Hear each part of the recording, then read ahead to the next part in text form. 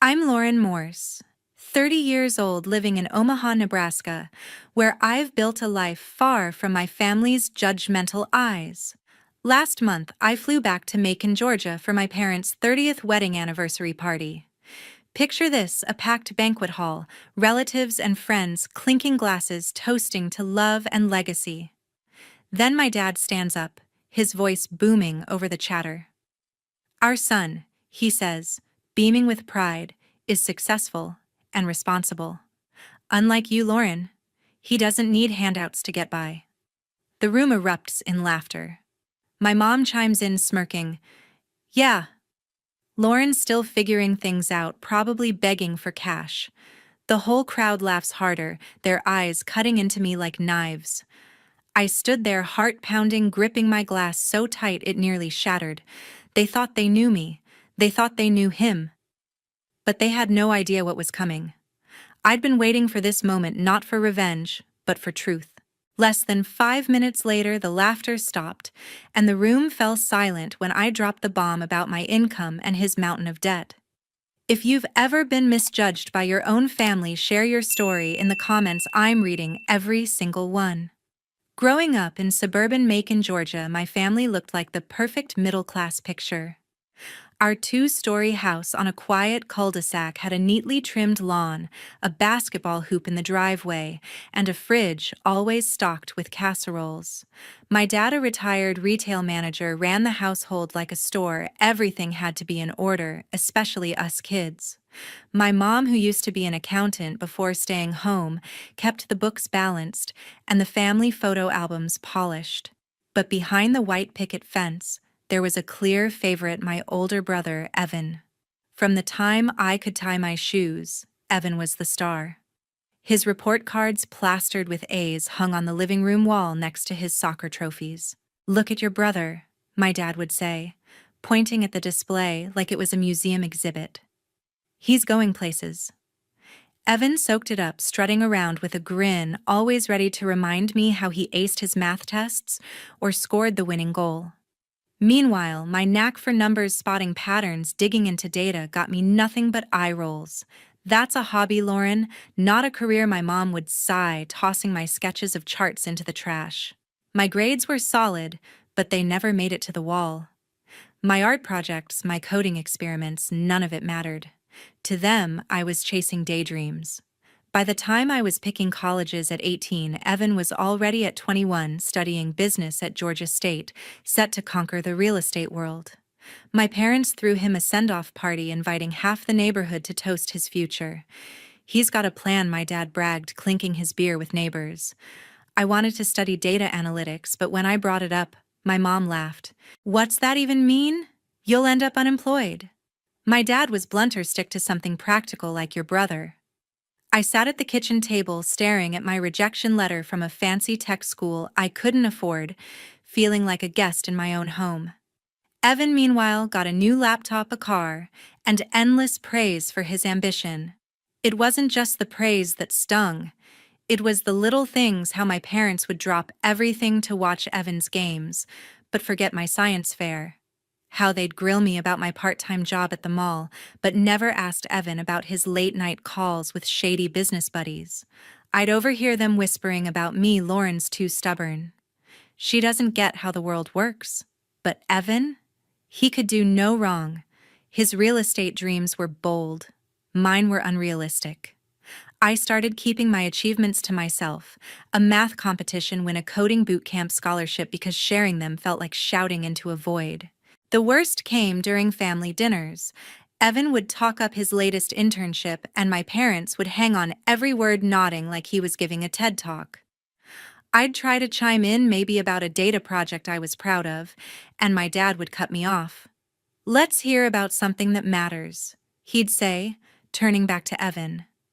My mom would pat my hand, her smile tight like she pitied me for trying. I'd sit there pushing peas around my plate, my stomach twisting with resentment. It wasn't just that they favored Evan. It was that they didn't see me at all. Looking back, I can pinpoint when the rift started to feel permanent. One night, I overheard my parents in the den talking about college funds. "We'll cover Evan's tuition," my dad said. "He's got potential." My mom agreed Lauren will figure it out. She's independent. Independent. That word burned. They didn't mean it as a compliment, they meant I was on my own. I was 18 staring down a future they didn't believe in while Evan got a free ride. That moment cemented it. I had to prove them wrong, not for their approval, but for myself. The summer before college, I faced my first major clash with my family. I sat at our kitchen table in Macon, Georgia, clutching my acceptance letter to a local university's data analytics program. I'd spent months researching Drawn to how numbers could tell stories, patterns that predicted trends, solutions that saved businesses. This is my future, I told my parents, my voice steady but hopeful. My dad didn't even look up from his newspaper. Data what? That's not a real job, Lauren. You'll be broke. My mom, stirring her coffee, chimed in. Why can't you pick something solid like your brother's business degree? Evan sprawled on the couch, smirked. Yeah, stick to the real world, sis. Their words hit like a slap, but I wasn't backing down. With no support from home, I forged my own path. I took a part-time job at a Macon bookstore shelving novels and crunching sales data for extra shifts. My parents didn't notice the late nights I spent studying balancing spreadsheets with textbooks. I enrolled at the University of North Georgia, a small campus I could afford without their help. My dad called it a waste of time, but I graduated debt-free thanks to scholarships and grit. At 22, I packed my bags and moved to Omaha, Nebraska, a city buzzing with startups perfect for a data analyst like me. I landed a gig at a marketing firm turning raw numbers into campaigns that drove millions in revenue. By 25, I was leading projects, my salary climbing to six figures. No loans, no handouts, just my own hustle. Meanwhile, Evan was basking in my parents' praise. His real estate ventures in Atlanta were the talk of every family call. Your brother closed another deal, my mom would gush over the phone, never asking about my work. My dad sent me articles about Evan's promising projects, as if I needed a reminder of his supposed success. But I started noticing cracks. During a rare visit home, I saw Evan pull up in a sleek BMW, its chrome glinting under the Georgia sun. New ride, he bragged, tossing the keys. I raised an eyebrow. How'd you afford that? He shrugged, dodging the question. Later, I overheard him on the phone, his voice tense, arguing about missed payments. My parents didn't seem to notice or didn't want to. I kept my head down, building my life in Omaha. My apartment, a cozy loft downtown, was my sanctuary. No trophies on the walls, just my own quiet pride. I earned a promotion to senior analyst, leading a team that shaped national ad campaigns. Clients praised my work. One even flew me to Chicago for a conference, calling my insights game-changing. I sent my parents an email about it, hoping for a shred of recognition. My mom's reply was a single line. That's nice, but have you talked to your brother lately? My dad didn't bother responding. Their silence stung, but it fueled me. I wasn't proving myself to them anymore. I was doing it for me. Evan's life, though, was starting to unravel. On a call with my mom, she let slip that Evan had asked for a small loan to cover some business costs. He's just expanding, she said, brushing it off. But I'd seen his social media, lavish dinners, designer suits, a lifestyle that screamed overreach. I started digging, curious about his so-called empire. A quick search pulled up public records. One of Evan's real estate deals had collapsed, leaving investors furious. Whispers of unpaid contractors floated around. I didn't say anything, not yet.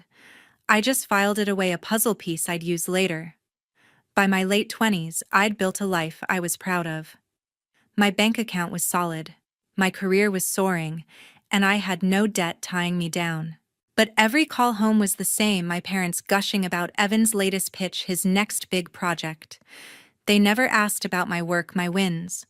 It was like I was invisible, my success a footnote they refused to read. Still, I held on to a stubborn hope that one day they'd see me. That hope carried me through right up until the moment I got the invitation to their 30th anniversary party, an event that would change everything. One evening, Layla called me from a coffee shop in Omaha, her voice low but urgent. Lauren, you need to hear this, she said, barely pausing to sip her latte. Layla, my best friend and a freelance journalist, had a knack for sniffing out secrets. She'd overheard a colleague at a networking event mention my brother's name tied to some shady real estate deals in Atlanta. They said Evan's in over his head. She told me, her words sinking in like a stone. Something about unpaid loans and angry investors. I leaned back in my chair, staring at my laptop screen, a mix of curiosity and dread bubbling up. Layla didn't push, but she saw the look in my eyes. "You're not alone in this," she said softly. "Whatever you find, you've got this." Her words were a lifeline, steadying me for what I was about to uncover. I dove into research mode, my data analyst brain kicking into high gear. Public records were my first stop. A few clicks revealed Evan's name on a string of failed real estate projects, condos that never got built, commercial lots left abandoned. Court filings showed he owed creditors over $70,000, with liens piling up against his properties. I cross-checked with business registries. His empire was a house of cards propped up by risky loans and empty promises. My stomach churned as I pieced it together.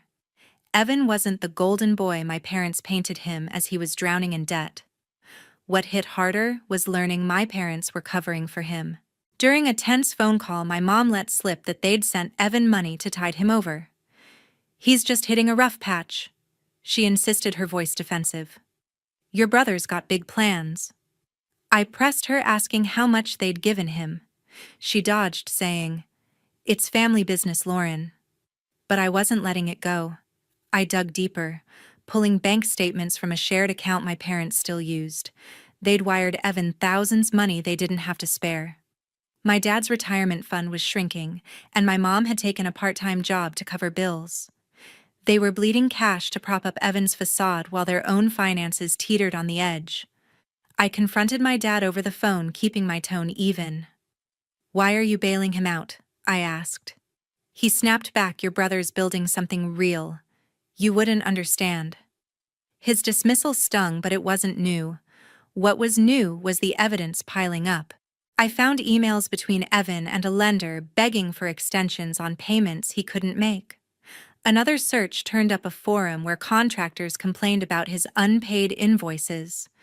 The more I uncovered, the clearer it became.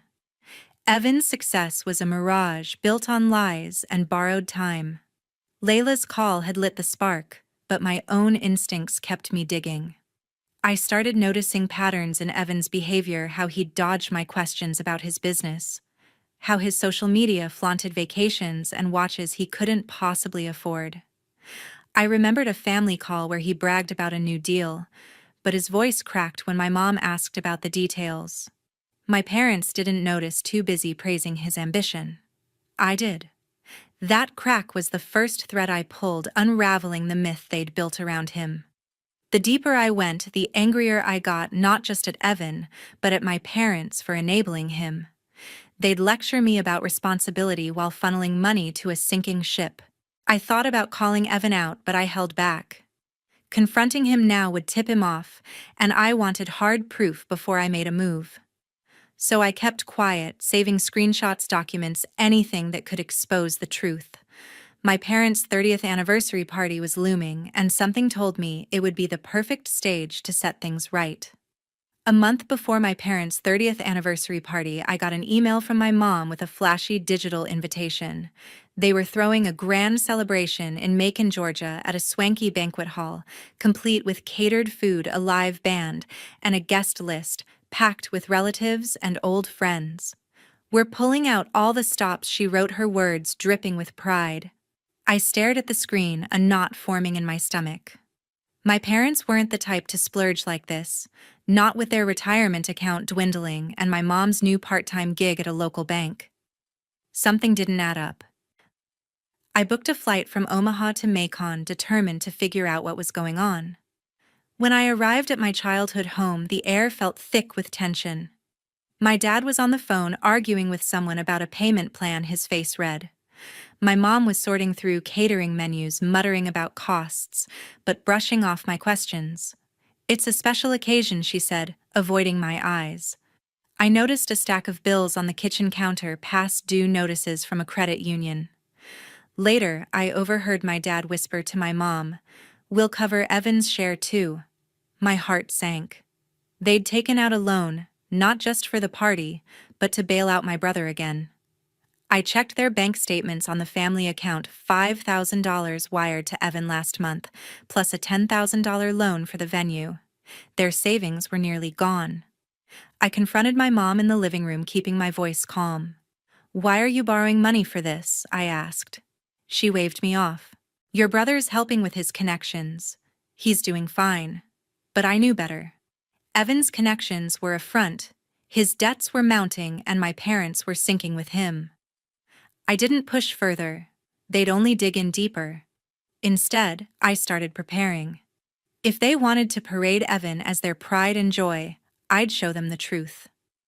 I spent nights in my old bedroom compiling a file, bank statements proving my six-figure income, tax returns showing no debt, and copies of Evan's liens and creditor complaints. I organized it all into a sleek presentation, every number a bullet in my arsenal. The day before I left for Macon, I met Layla for coffee in Omaha. She was in town for a freelance assignment covering a tech conference. We chatted about her latest article, a piece on startup failures. "Lots of big talkers crash and burn," she said, sipping her espresso. I nodded, thinking of Evan, but keeping it to myself. Layla didn't pry. She knew I was dealing with family drama, but stayed out of it, sticking to shop talk about deadlines and editors. Her neutrality was a relief. I didn't need a cheerleader, just a moment to breathe before the storm. Back in Macon, I helped my parents with last-minute party prep, biting my tongue as they bragged about Evan's latest deal to anyone who'd listen. At a family barbecue, my dad clapped Evan on the back, telling cousins, "My son's got a knack for business." Evan grinned, but his eyes darted to me like he knew I was watching. I smiled back, my folder of evidence tucked safely in my suitcase. I wasn't angry anymore, just focused. My parents had spent years dismissing me, propping up Evan's lies. This party wasn't just a celebration. It was their stage to show off a fantasy. I'd let them have their moment until it was time for mine. I rehearsed my plan in my head, picturing the banquet hall, the clinking glasses, the crowd. I'd wait for the perfect moment when their praise for Evan peaked to lay out the facts. My income, my stability, versus his $70,000 debt and crumbling ventures. I didn't want to humiliate them, but I needed them to see the truth, not just about Evan, but about me. The party was days away, and I was ready to turn their narrative upside down. The night of my parents' anniversary party unfolded at a fancy restaurant in Macon, chandeliers casting a warm glow over linen-covered tables. Guests in suits and dresses mingled, their laughter mixing with the clink of champagne glasses. I stood near the bar, my folder of documents tucked in my purse, my heart pounding like a drum. My dad took the stage, his voice booming through the microphone. 30 years of marriage," he said, raising a glass, "and we're proudest of our son Evan, a real go-getter who's made it big." The crowd cheered, and my mom joined in, her smile wide. "Unlike Lauren," she added, her tone sharp, "who's still scraping by, probably begging for cash." Laughter rippled through the room, relatives and friends glancing at me with pity or amusement. I gripped my purse, my nails digging into the leather. Evan stood tall beside my parents, basking in their praise, his suit pristine, but his eyes uneasy. I caught his glance, a flicker of worry crossing his face. My dad continued, "Evan's built a life of success and responsibility, something we all admire." The applause grew louder, but I'd had enough. I stepped forward, my voice cutting through the noise. "Can I say something?" The room hushed, all eyes on me. I pulled out my folder, my hands steady despite the adrenaline. "You've got it wrong," I said, looking at my parents. "I'm not begging for anything. I earned 6 figures as a data analyst in Omaha with zero debt." I held up my bank statements, the numbers clear. Murmurs spread through the crowd. Then I turned to Evan. "But my brother, he's not what you think." I laid out the evidence: court filings, liens, creditor complaints. Evan owes over $70,000 from failed real estate deals. His projects collapsed, leaving investors high and dry. The room went silent, the air heavy. My dad's face paled, his glass trembling. My mom's smile vanished, her eyes darting to Evan. He opened his mouth to protest, but I wasn't done. "I've got the receipts," I said, showing emails where he begged lenders for extensions. The crowd leaned in, some gasping, others whispering. Rebecca, Evan's wife, stepped forward, her face tight with anger. "It's true," she said, her voice shaking. "Evan hid the debt from me for years. We're separated because of it. He lied to everyone." The revelation hit like a thunderclap. Guests stared at Evan, their cheers replaced by stunned silence. A cousin dropped her fork, the clatter echoing. My dad tried to speak. "Lauren, this isn't the time," but I cut him off. "It's exactly the time. You've spent years calling me a failure while propping up his lies." I pointed at Evan, who stood frozen, his charm crumbling. My mom clutched her necklace, her eyes wide with shame. The room felt like a courtroom, every guest a juror. An uncle shook his head, muttering to his wife. A family friend turned away, embarrassed for my parents. Evan's face burned red, his fists clenched, but he had no defense. The documents were undeniable, public records, bank transfers, his own words in black and white. I didn't raise my voice or gloat. I let the truth do the talking. My parents, who'd built their pride on Evan's so-called success, now faced a room full of people who saw through the facade. The celebration they'd planned to showcase their perfect family had become their undoing. I put my folder away, my point made. I didn't need their approval anymore, but I needed them to know who I was and who Evan wasn't. The silence stretched heavy with the weight of their misjudgment. I walked back to my seat, the crowd parting their whispers, following me. My parents stood on stage, exposed, their legacy tarnished. Evan slunk away, avoiding everyone's eyes. The party continued, but the mood had shifted. No one could unhear what I'd said. After that fateful party, my family was never the same. The truth I'd laid bare in that Macon restaurant shattered the illusion my parents had clung to for years. A week later, my mom called, her voice trembling with a mix of anger and desperation. "Lauren, we need your help," she said, admitting their savings were gone, drained by loans for Evan and the lavish celebration. "Can you send us some money?" I sat in my Omaha apartment, staring out at the city skyline, my resolve hardening. "No," I said firmly. "You made your choices." I hung up, and that was the last time we spoke. I blocked their numbers, my inbox, their social media. The family I'd once hoped to please was now a closed chapter. Evan's downfall came swiftly. With his debts exposed, creditors closed in like vultures. Court documents I later found showed his real estate ventures were officially bankrupt. His assets seized to cover over $70,000 in unpaid loans. His Atlanta condo, once a symbol of his success, was foreclosed, leaving him scrambling for a cheap rental. Rebecca filed for divorce, unwilling to stay with someone who'd buried her in lies. "I trusted him," she told me in a brief call, her voice heavy with regret. "He ruined us." I listened, offering no comfort. Her pain was real, but so was mine. Evan's charmed life, built on borrowed money, and my parents' blind faith, had collapsed into rubble. My parents faced their own reckoning. The social circle they'd cherished in Macon turned cold. Relatives who'd clapped for Evan's boasts at the party now whispered about his failures. A family friend, once a regular at their barbecues, stopped inviting them to gatherings. My dad's golf buddies started dodging his calls, embarrassed by the spectacle of that night. My mom, who'd prided herself on her spotless reputation, found her book club meetings awkward, with members avoiding her gaze. Their status as the perfect middle-class couple, so carefully curated, was now a punchline. They tried reaching out to me through mutual contacts, but I held firm. No apologies could undo years of dismissal. I focused on my life in Omaha, where my career as a data analyst continued to thrive. I led a major project for a retail chain, boosting their sales by 20% with my predictive models. My team threw a small celebration, and I invited Layla, who was in town for a tech summit. We sat in a sleek conference center sipping overpriced coffee discussing her latest article on data privacy.